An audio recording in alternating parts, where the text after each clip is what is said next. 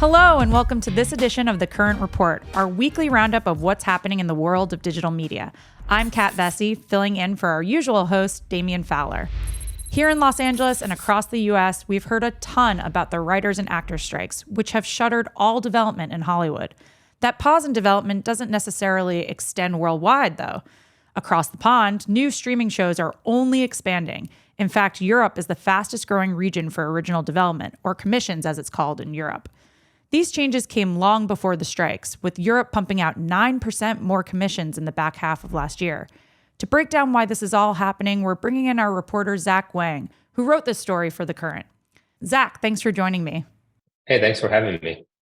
Let's start by maybe explaining what's the dynamic between the big streamers like Disney and public service broadcasters like the BBC. So obviously, public service broadcasters, they've been definitely making a lot of moves recently and moving quite quickly into the space that obviously streamers have taken up recently.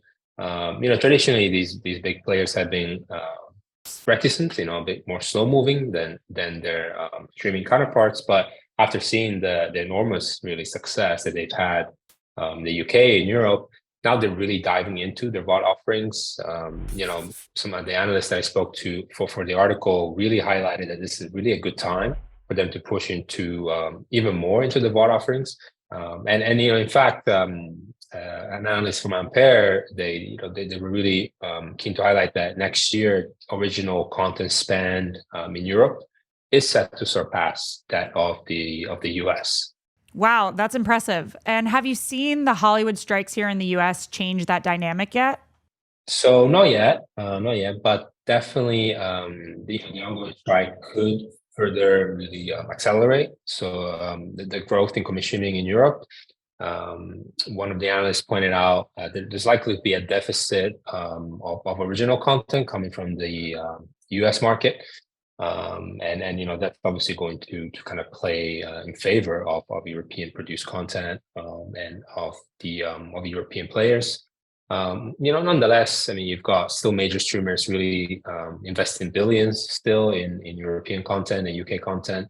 Netflix, for example, since 2020, they've actually invested $2 billion more than they had planned. So obviously, there's still a lot of interest in this space here. That's super interesting. And in your story, you talk about the differences between the types of content public broadcasters release versus streaming platforms. Tell us a bit more about that and why there's a move to capture younger audiences. Yeah, that's a really interesting dynamic right now. Traditionally, public broadcasters, they focus a lot on unscripted. I mean, you've still seen that now as well. A lot of their investment in content is towards unscripted. Things like reality shows, documentaries. You've got big events like Eurovision.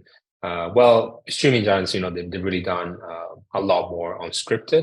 But interestingly, now public broadcasters have been going after the younger audiences, if you will, that are more attracted to streaming, and then they're really thinking, how can we really recreate that ourselves. So they've invested a bit more into comedy, sci-fi, family series. So really genres that appeal to younger audiences. And with this surge of interest and investment, how do you think European content will look in the future? But it's definitely going to be a very interesting picture in the future. On one side, actually, pay TV operators, for example, I think from my conversations are the ones that are kind of likely to lose out a bit in this current environment. So, for example, Sky Deutschland, so the German arm of Sky, which is actually owned by Comcast, in June announced they will stop making scripted shows. The company CEO mentioned the competition really from streaming providers was really intense and couldn't really justify that. So. And on the other side, you've got public streaming broadcasters who as we said, they've been catching up, but there's some talk here that they might need to have to adjust their funding models really to stay competitive, and whether that's through advertising, whether that's through maybe even a direct tax, like in some Scandinavian countries. Those are all possibilities that are obviously being floated around. But I think looking down, next few years, the picture really is one of growth for Europe. Basically, all the analysts I spoke to have been very kind of optimistic about the scene here. The production infrastructure is world class. There's still a lot of opportunity to really grab market share when it comes to streaming and to subscribers. So it's there's a lot of hope for the future, really. Well, it will be exciting to see how the European content market evolves in the next few years and what titles perhaps fill the gap here in the US over the next year. Thanks for joining me, Zach. Yeah, thank you for having me. Shifting back to the US, where Major League Baseball is making new strides, the historically traditional league is updating its wardrobe. For the first time this season, the league has introduced jersey sponsorship patches as a new way to make revenue. This comes as MLB viewership is up across the board, as shorter game times have likely injected new interest into the sport. And it seems to be paying off big time. Nielsen Sports says the media value for the sponsorships are worth more than similar ventures in the NBA and NHL. To learn more about MLB's new push into jersey patches, head to thecurrent.com to read the full story. Moving from the diamond to the pitch, here's our weekly roundup of what's making news across the internet. Apple TV Plus's deal with Major League Soccer is looking like an early win thanks to Lionel Messi. The soccer star joined the MLS this season, perhaps lured in part by the ability to get revenue sharing from the league's $2.5 billion streaming deal. And Messi is giving Apple TV what it has never had before, an international flair.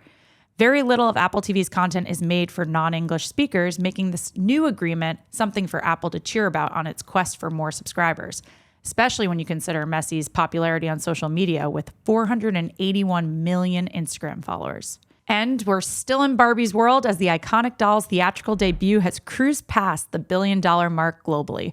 This makes Barbie only the second movie of the year to cross that threshold, joining the Super Mario Bros. Movie in the winner's circle. Director Greta Gerwig can also celebrate a milestone of her own by becoming the first woman to direct a $1 billion movie. And to top it off, Mattel is now making a weird Barbie doll in honor of Kate McKinnon's character from the film. Though if you fish through enough yard sales, you might just find an original yourself. And that's it for this edition of The Current Report. For a deeper dive on all of these stories and more, check out thecurrent.com. We'll see you next week.